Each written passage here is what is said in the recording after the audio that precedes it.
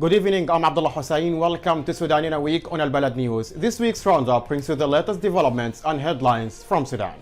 The chairman of the Sovereignty Council and Commander-in-Chief of the Sudanese Armed Forces, General Abdel Al-Burhan, met with a delegation from the Berti tribe in Port Sudan.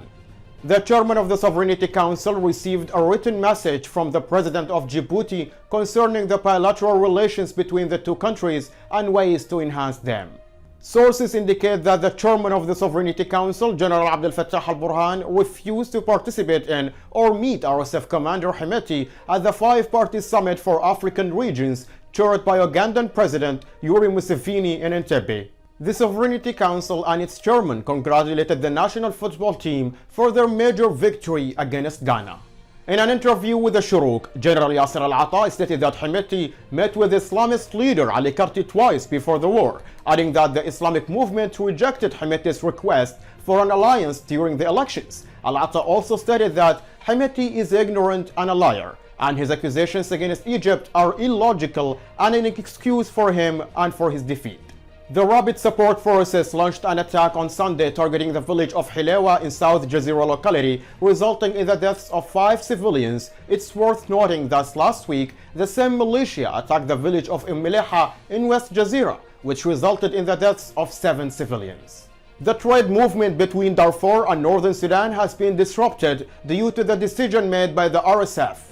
New violations by the RSF militia in Al Jazeera have been reported, including artillery shelling on the village of Wadanura in an attempt to drive out the few returning citizens. The militia also attacked the village of Shanig with significant force, leading to the displacement of a large number of villagers. The Sudanese government has released the first video of the militia leader, who was recorded by the terrorist forces from the home of the Sudanese businessman Ashraf al-Cardinal. In a press conference in Port Sudan, the Minister of Foreign Affairs stated that the RSF militia targeted all diplomatic missions in Sudan except for the UAE embassy.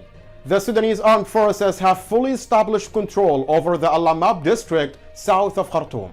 85 new cases of cholera and 143 cases of dengue fever have been recorded according to the Federal Emergency Operations Center during its regular meeting in the emergency hall of the Public Health Laboratory in Kassala.